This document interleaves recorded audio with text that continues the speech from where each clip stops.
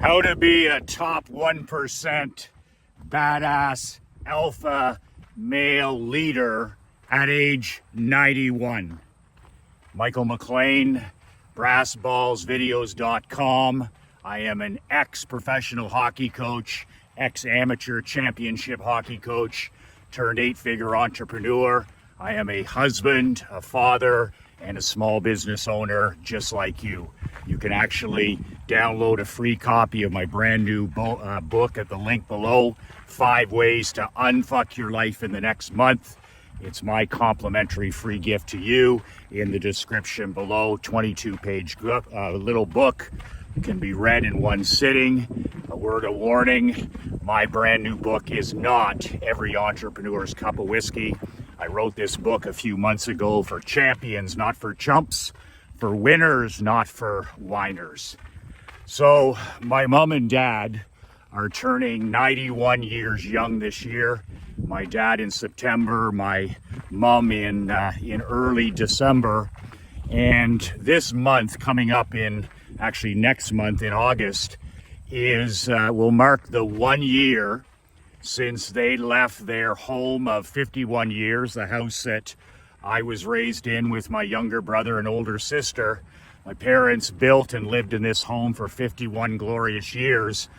And last July, my father, who worked to age 85, came down with a undiagnosed virus. To this day, we don't know what really happened.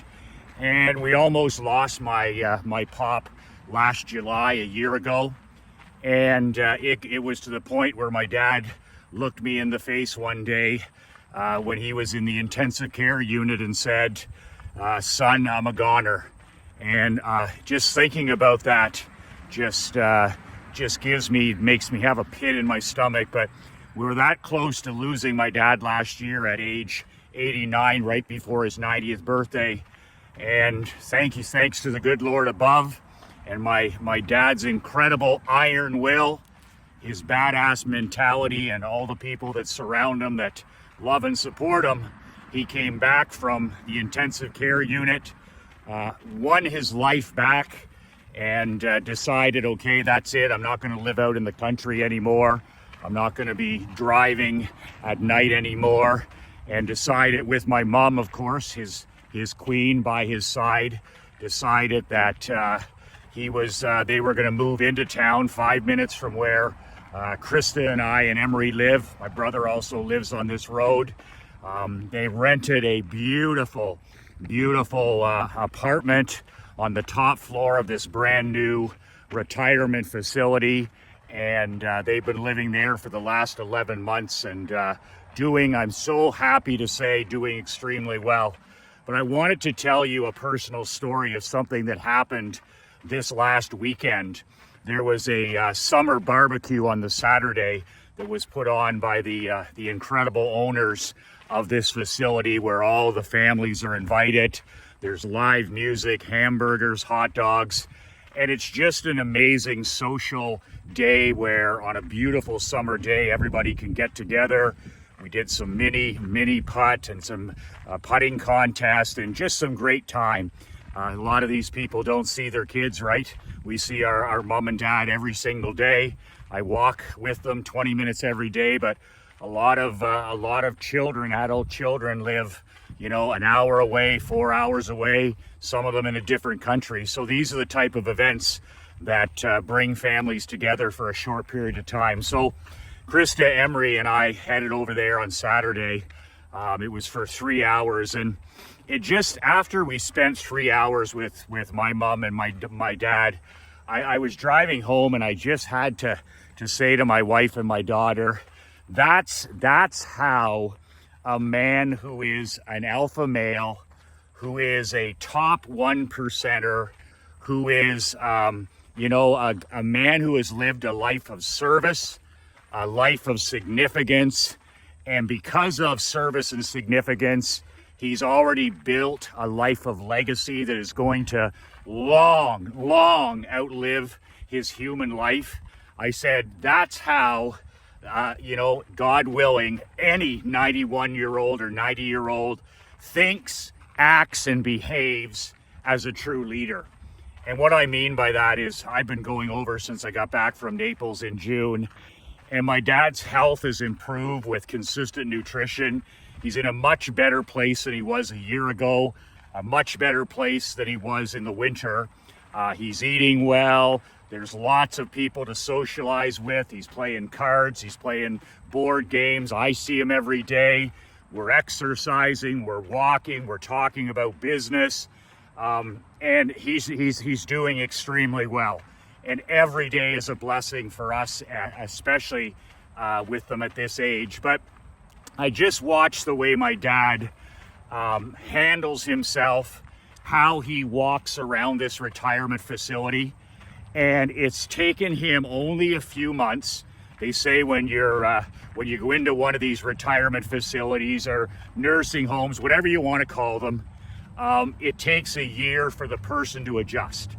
And that really makes sense because you're surrendering your lifelong freedom in most cases, and you go into these places almost always reluctantly, and you're giving up your home or your condominium, your freedom, your autonomy, your independence for, more structured living.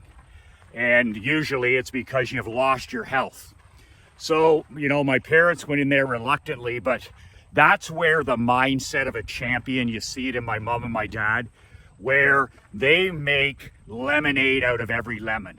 And it's easy to do that when you're young and you're fit and you have your health, and the challenges aren't really life-altering. But when I watch the way my mom and my dad carry themselves at almost 91 years old in a team environment, it reminds me of why my dad is in the Perth Blue Wings Hockey Hall of Fame. There's a reason he's the greatest player in this community that's ever played the game. There's a reason he was a successful high-level entrepreneur, small business owner for 71 years. 71 years since age 15, driving a truck without a license, delivering feed, delivering sugar, running a general store, running a pool hall, paying the ultimate price, death dealing 80, 90, 100-hour weeks, getting in the insurance business, building that up from nothing, building a family, becoming a husband, a father, a grandfather, and now a great-grandfather. And you just see why winners win. And it has nothing to do with, just achievement. When I watch him in this retirement home, my dad treats everybody like they have a sign around their neck that says, "Make me feel important." That to me is the secret sauce to his success over the last 91 years, is in business, in our family home, at church, when he was coaching our sports teams, all the charities and organizations that he was a part of. Every person that my dad meets, I'm certain he visualizes they have a sign around their neck or a sticker on their chest that says, "Please make me feel important." And that's that incredible human understanding that people just want to be respected. People just want to be appreciated. People just want to be heard.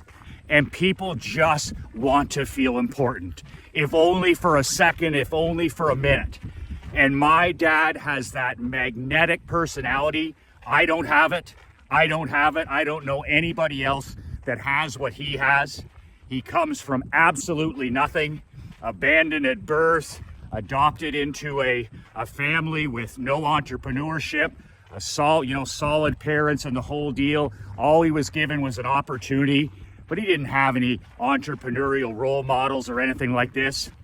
And all his life, he's been able to walk into any room, and make the people that he talks to feel better about themselves. If that's not the most incredible God-given talent, and of course it can be, we can all do a better job, but man, when he's at this retirement home, you're dealing with a lot of people in there, much younger than my dad, in their 70s, in their 80s. A lot of them have mobility problems. They're in wheelchairs. You're dealing with a lot of loneliness. You're dealing with a lot of sadness in these nursing homes. You're dealing with a lot of depression, a lot of anxiety. Young people who talk about their mental health issues, they should go visit some of these places and screw their fucking head on straight. They have a life in front of them. They have time. They have their health, and they bitch and chew and whine and make excuses.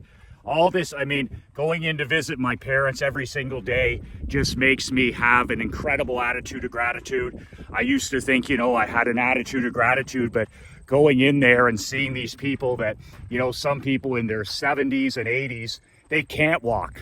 They can't go walking like I do with my parents. They can't go outside and read a book. They've lost their sight. They've lost their ability to walk. Their children don't ever come to see them. This is the kind of stuff. They've lost their health. All they do is sleep all day. So every day I walk in there, I just close my eyes and say a small blessing prayer. And I just thank my Creator that I get to walk, that I get to read, that I get to write, that I get to shoot videos, that I get to walk outside in nature. And it's helped me stop taking any of this for granted. And it stopped me being so fucking ungrateful, where every single second is a true gift. And this is the gift that my mom and dad have. But watching my dad at this barbecue yesterday, there was 220 guests. This is a big deal, right? It's a big deal for the owners. It's a big deal for the staff. It's a big deal for the residents. And it's a big deal for the people that are visiting. But if you could pick out one king, one leader, one alpha male or female in the whole group that stood out, absolutely, positively, you just sit back and you see my father operate. And even in a big crowd or a small crowd, he makes every single person feel important. He makes them feel like they're the only person in the world that he's speaking to. He makes everybody feel respected. And it's only taken him a few months in this place where he didn't want to go. He didn't want to surrender his independence. He wanted to live at home forever. For him to go in there, and instead, most people go in there and they shut down. They just say, fuck it, my life's over. They sit in their room with the television on. They stop eating. They stop caring. They lose their mission. They lose their purpose. They lose their calling. They lose their will. They lose their will to live. And here's my mom and dad, and admittedly, all of their friends are almost all gone. When you're 91 years young, you don't have a lot of people that you went to high school with left. So they've been through all of that loss. And my mom and my dad continue to find purpose every day. They find purpose in each other. They find purpose in their children. They find purpose and mission in their grandchildren, their great-grandchildren. And they're just, every day they get up and they take every day as it comes. But man, oh man, you want to talk about a life of service now that he's out of business? He could sit back and say, well, I serve people. I lived a life of significance. That's my legacy. But he retired at age 85, which is almost 6 years ago. And even when he retired at 85, he never stopped serving people. He never stopped living a life of significance. And because of those two things, he's never stopped living and building his legacy. Most people would have packed it in at age 65 or age 75 or age 85 and said, it's just about me now. I'm just going to I've earned my, you hear it all the time, I'm just going to golf. Or I'm just going to sit back and put my feet up. But my dad, even though he stopped working 6 years ago, he never stopped being a leader. He has not stopped being a leader. And a leader is somebody who makes people see themselves better, or a leader is a person who sees people better than they see themselves. That is a writer-downer right there. If you think you're a leader, whether you're 50 or 60 or 70 or 80, you're a leader till the day you die. If everybody you talk to, you communicate with, that's in your life that's important, if you make those people, if you see those people better than they see themselves, then you're a leader. And the thing about being a leader, when you see people better than they see themselves, when you see your queen, when you see your children, when you see your grandchildren, when you see your employees, when you see the people that are most important to you, when you see the best version of them, even when they don't see it, that can become a self-fulfilling prophecy. And that means that they may not get it right away. It may take months, it may take years, it may take a decade. But when you truly believe in other people, sometimes when there's no belief there's no evidence to believe, that is something that some people will hold on to until they're ready to transform their lives. And when they turn their lives around, they'll say, you know what? You believed in me, Dad. Or you believed in me, Grandpa. Or you believed in me, Frank, when I was working for you 20 years ago. And that was what kept me going when I didn't want to go on, when I didn't believe in myself, when I didn't want to live. And it gave me the time to get my shit together. And I'm doing a lot better now because you believed in me. So that to me is ultimate leadership. When you just don't accept people at the state they're at, oh, I just accept her, I meet her where she is, that's fucking loser talk. A great leader, a great king, a great queen sees people better than they are, and they motivate and they inspire and they challenge. They challenge those people in little ways to become that person. And then it becomes a self-fulfilling prophecy. Well, he believes in me, so I must have something. He believes in me. If he's a winner, he's a champion. If Frank believes in me, then I've got to believe in me. And this is what my dad is doing in this retirement home that I never saw coming. I always watched how my dad was in business, or if he was in a service club, or he was coaching us in hockey or baseball. And I knew that he was going to be the leader of the organization, whatever we were involved in. I knew everybody was going to love and respect him. I've watched it my whole life. And I know that he goes around and makes people feel better about themselves. He makes people feel respected and heard. But I never saw it coming at the age of 90 and 91. And you should see it. I'll walk in here and my dad's down in the front lobby and he could be shooting pool, or he could be playing cards, or he could be over in the corner having a cup of coffee.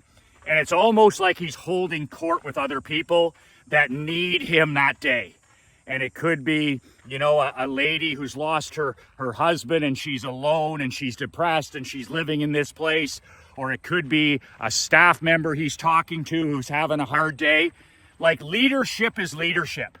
You know, he sees everybody as a human being. He sees everybody as an imperfect person like himself.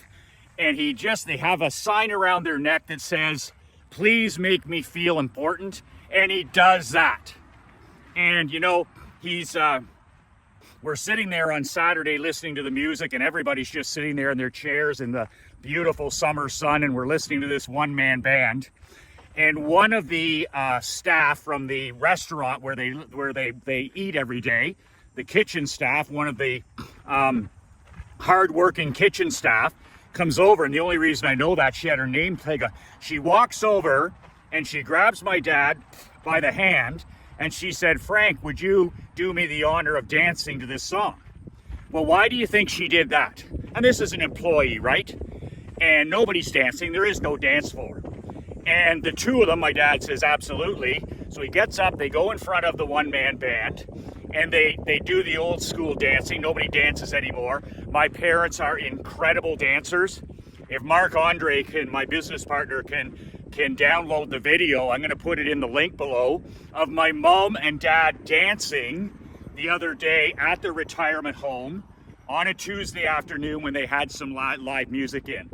And everybody was raving about how this 90-year-old couple got up and danced in front of everybody, old school waltzing and, you know, all that other stuff that nobody can do anymore, and how blown away everybody was, the residents and the staff, and how it made everybody feel so incredible because it was a trip down memory lane. The band loved it, the residents loved it, and somebody sent me a video of it, right? And it was just such an inspiration to other people.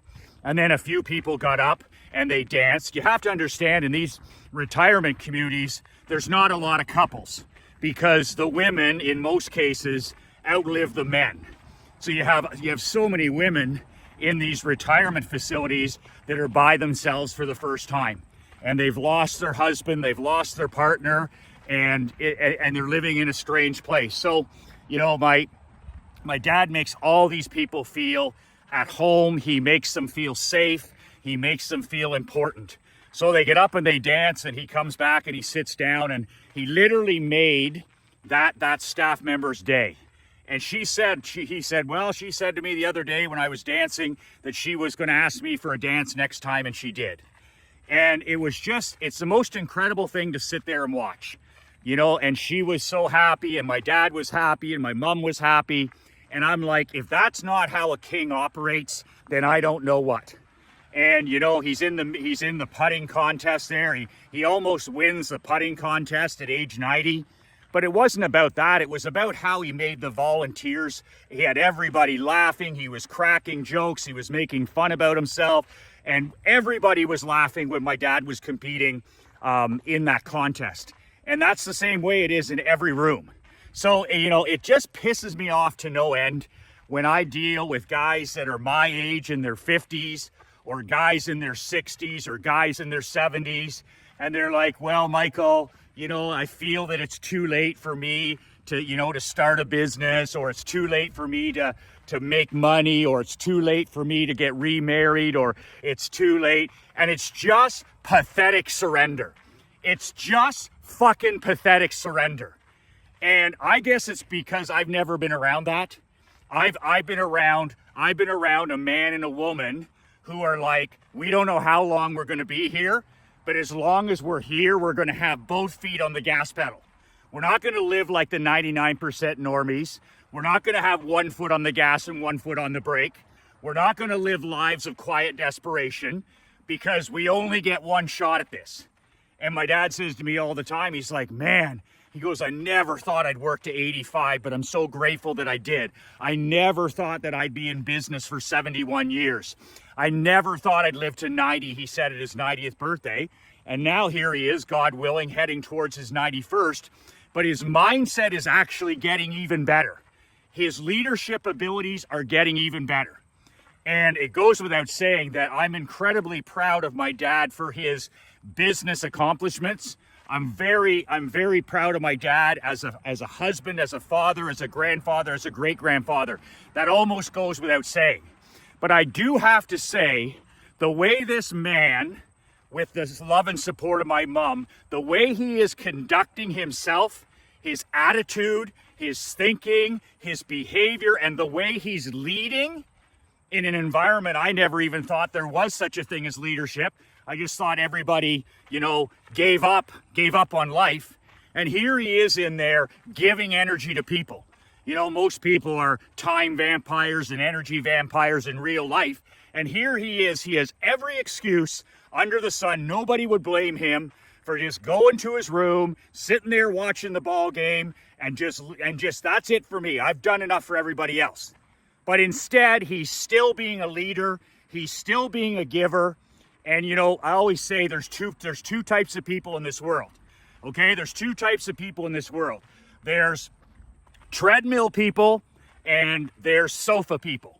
And a treadmill person is a person you spend a little bit of time with. You speak to them, you talk to them for a few minutes, and you feel like you could run a fucking marathon. You feel like you could write a book. You feel like you're 10 feet tall. You feel like you're unstoppable. And you just feel like somebody gave you a shot of adrenaline. Those are treadmill people. Those are marathon people. And my mom and dad are those types of people, even at 90. And then there's what we call the sofa people. Sofa people are energy vampires. They're time vampires. And after you spend 30 seconds with them, or 3 minutes or 30 minutes, they're negative energy. They've got scarcity mindset, and they suck the living life out of you. And when you're done talking to them or spending time with them, you're just literally, you want to fall down on the couch, you want to go to sleep or have a nap or turn on the TV. They suck the living life out of you in the room. And nobody would blame my mom or dad for being sofa people at age 90, turning 91. Nobody could blame them. And here they are, being treadmill leaders, being marathon leaders, And I'm telling you right now, when they walk through the lobby or I'm in the elevator and I'm in there every single day, when people see my mom and my dad in the hallway, I notice immediately the state change on the person they're meeting. This person could be coming towards my mom or my dad. They're in a wheelchair, they got a walker, you know, their shoulders are slumped, they look sad, they look down, they look like they're having a low day, you know, and it's got to be awful. And they see my dad and my mom coming with me to go out for our walk or go down for a cup of coffee, and you should see the state change. The body language, the breathing, the shoulders back, and most importantly, the smile that goes on their face. That's the thing I'm proudest about when people see my pop heading their way or my mom. And usually my mom gives the person a hug in the elevator and my dad makes them laugh. He tells he's the most comedic guy you ever met, makes fun of himself. I'm like, God, in 30 seconds, you made the person smile, you made them change their thinking and attitude, and you made them laugh, and my mom gives them a hug most of the time. And I'm just like, wow, leadership at age 91. Badass leadership at age 91, making people feel respected, making people feel important, and making people feel like they're heard and they're seen. Man, oh man, you guys that are making excuses at age 50, 60, 70, and 80, you know what? You should be fucking ashamed of yourself. If you don't have the next chapter ready, if you don't have the next purpose ready, if you're not already on your next mission, what the hell are you doing? Are you kidding me? My dad always said your prime starts at 55. Your prime starts at 55. He said until a man's 55, he doesn't know jack shit about anything. He says at 55, you've got 55 years of wisdom, you've got 55 years of knowledge, you got 55 years of wins and losses and failures, and you got 55 years of life experience. He says that's when it kicks in. 55 is the start of the winning. So if you want winning to be your sport and you're 55, 65, 75, you're just getting started with the glory years. And in today's world, just look around you, the people that are dominating, even in sports and in business, so many people are becoming, they're living their best years in their 70s, 80s, and 90s. I mean, Nick Saban just retired in his 70s. Bill Belichick coaching into his 70s until he was released from the Patriots. And it just goes on and on. Charlie Munger into his hundreds, like absolute genius into his hundreds. Warren Buffett into his 90s. You just go on and on. These people that have a purpose, they have a calling, they've answered the calling, and when they get to the end of one mission, it's like, what's next? I've had 5 missions in my life, and now I'm on my 6th mission. I've had missions that were 2 years long. I've had missions that were 7 years long. I've had missions that were 6 years long. I've had a mission that was 10 years long. And now I'm on this mission. And it's probably going to take me a decade. And as soon as I'm done this mission, I'm going to stop myself. I'm going to take a breath and I'm going to say, okay, done. What's next? And I'm going to do that like my mom and dad until I can't do it anymore. But I'm not going to take any of this for granted. And I'm going to lead people like my mom, like my dad, until the clock runs out. But man, oh man, you can be a leader. You can be a badass leader at 50, at 60, at 70. You can be a badass leader at 80 and 90. And I would go as far as to say you should be if you're granted that time. If the good Lord gives you health, gives you mental, physical health into your 70s and your 80s and 90s. He doesn't want you, he didn't grant you with this gift so you could stay out and golf for 36 fucking holes every day. He didn't do it so you could play pickleball 9 hours a day. That stuff's fine, but I mean, you still need a mission. A man needs a mission. A man needs a purpose. A man needs a calling. And a man always needs a next chapter. So for my mom and dad, serving these people in this community has become their next calling. It's become their next chapter. It's become their next purpose. And I see it helping them because when you serve people, what? You actually end up getting as much or more. So that's really what's happening here. I'm like, my dad's doing so well. My mom's doing so well. You know, what is it, the summer? Is it the change in environment? That's all important. and it's God-given time, but also they're serving. Even in a retirement home, they're serving.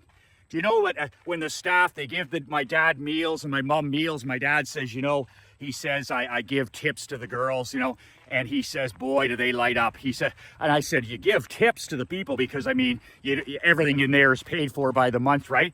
He says, I've always tipped generously to waiters and waitresses that do a great job, always generous.